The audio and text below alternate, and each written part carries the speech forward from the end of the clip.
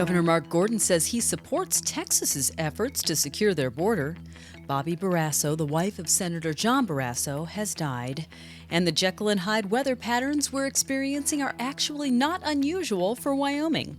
We'll take a look at these stories and more today from Wyoming's largest news organization. I'm Wendy Corr for Cowboy State Daily.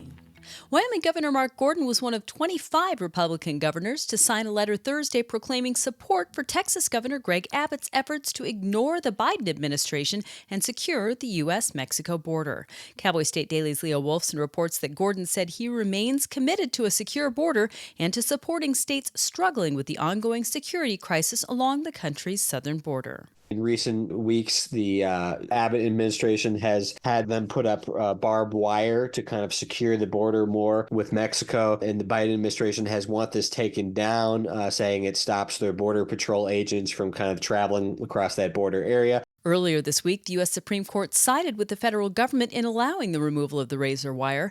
The Biden administration told the Supreme Court that federal agents must be able to access the border to patrol it and do their jobs. Well, as the TerraPower nuclear demonstration plant prepares to break ground in Kemmerer, the small town of 2,500 is preparing for up to 1,600 jobs that come with it. Cowboy State Daily's Renee Jean reports that the pending economic boom for the region does have its benefits. They've got two housing developers who have stepped up and announced major projects, hundreds of houses coming online, a new truck stop, a new grocery store, new retail stores. This is very exciting news for Kemmerer. In 2021, TerraPower made the announcement that it was building the plant, estimated to cost $4 billion. Since the announcement, the city administrator said he's been fielding lots of inquiries from prospective developers, and he's seeing downtown storefronts fill up with hopeful new businesses. Bobby Barasso, wife of U.S. Senator John Barasso, died Wednesday after a 2-year battle with brain cancer.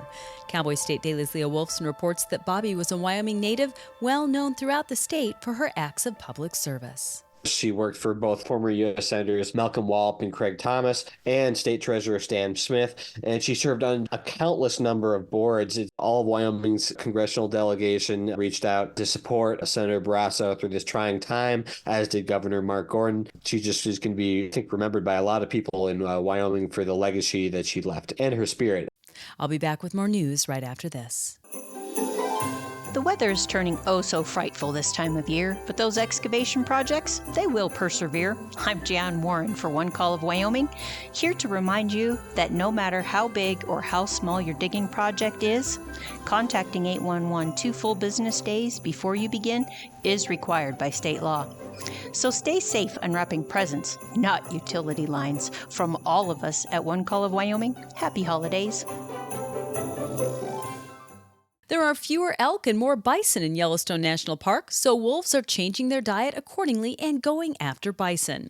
Cowboy State Daily's Mark Hines reports that wolves are starting to alter their behaviors to bring down the formidable beast. The elk are more apt to scatter and run, whereas bison, they do like musk oxen. They'll bunch up into a protective circle, and that makes it a lot more challenging for the wolves. When wolves were first reintroduced to Yellowstone National Park in the mid-1990s, there were about 20,000 elk in the park's northern herd.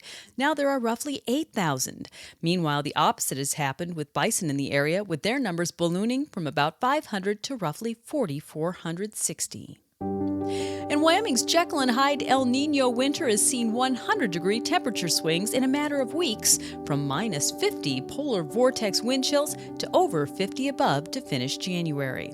Cowboy State Daily's Andrew Rossi reports that although many Wyomingites might consider this weather unusual, the pattern is actually fairly common for El Nino years. Cowboy State Daily meteorologist Don Day said, when you look at the patterns historically, especially during an El Nino year, there are cycles where you get deep dives into sub-zero temperatures and wind chills like we had in mid-January, and then swings upward where it can be 50 degrees in February and up to 60 is supposed to be in Sheridan next week. But in terms of patterns, nothing that we've experienced so far this year is off of what an ordinary El Nino pattern would be for Wyoming. It's just a place on the continent where weather systems collide and weird effects happen.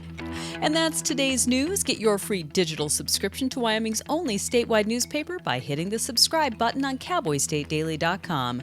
I'm Wendy Corr for Cowboy State Daily.